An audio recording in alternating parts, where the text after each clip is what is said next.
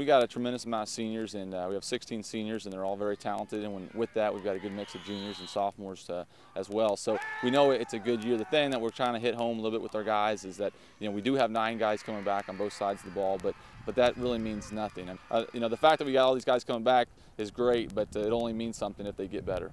It is the ultimate case of the football haves and have-nots, while other coaches are out there right now desperately scrambling to find that one passable starter at a position of need. Rick Little's biggest preseason dilemma has been trying to decide which of his 2 very talented quarterback prospects he'd like to start. Got Josh Brownlee and Ross Perchatsky. There's 2 tremendous guys. I'll tell you, if you could cut them up and dissect them and put them into one body, they would be the complete package. They both bring a lot to the table. Josh is just a great leader. His height is always something that he's battled, but I think that he uses it as an advantage almost because he has so much moxie and stuff that he just has a way of getting the job done. Ross is 6'3" and a strong-armed kid and very smart too, and they both do a great job. It's going to be a situation where we have 2 guys that will play.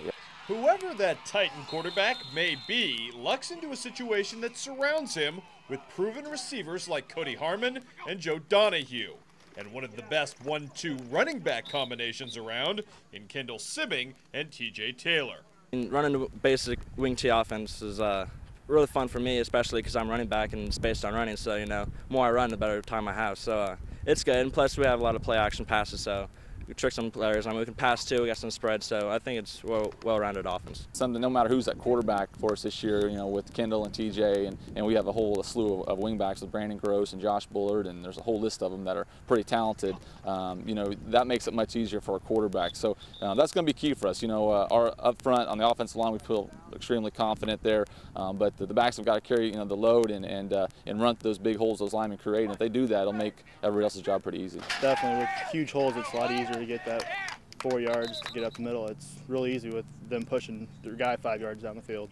Under Rick Little, explosive offense has long been the calling card.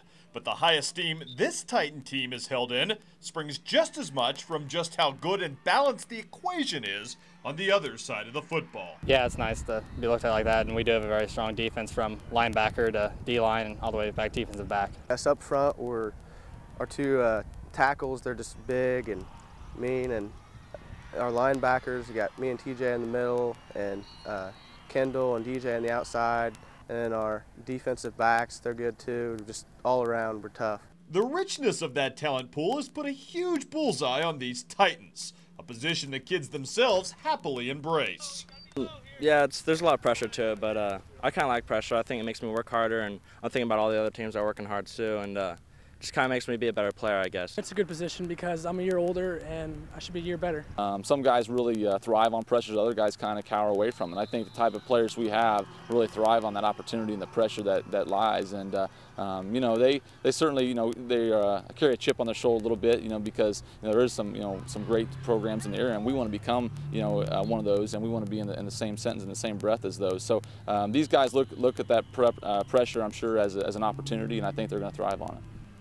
While we've been fairly accurate the last decade with our football predictions, there are always a handful of teams that sneak up on us and throw the preseason rankings into chaos. As best we can tell, here are some of the super sleepers to be wary of. Off radar for the entirety of last season, the Keokuk Chiefs figure to reap the benefits of playing 8 underclassmen on offense and should be plenty explosive. I feel pretty comfortable with our offense. When we're out on the field, we should score 35, 40 points a game. Our defense is where we're looking to find just 11 guys that just want to hit. Realistically, we should go to the playoffs.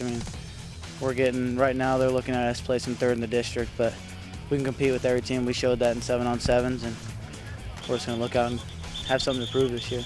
In its final year of existence, the highly successful West Prairie La Harpe Co-op appears to be much better than advertised.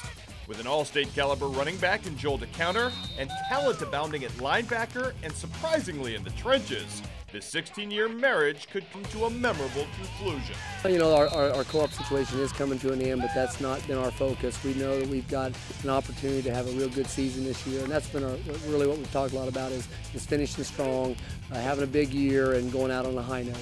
Though its tradition isn't yet nearly as established as West Prairie's, Jacksonville may well overcome some monumental graduation losses to make a 4th straight playoff appearance. Speed abounds for the Crimsons this year with the return of quarterback Patrick English, as do internal expectations. I'm very confident in everybody, the offensive line, defensive line, everybody on the defense, everybody on the offense. Our backfield's looking very strong, and we just want to get out there and show what we can do to everybody. We've got people that are waiting behind some good players now. We've built some depth up in the program, and kids are looking for their chance to step up. And this year, I think we've got some kids that may not be household names at the beginning of the season, but if they progress and keep doing things the way we want them to, fans around the area will recognize their names by the end of the year.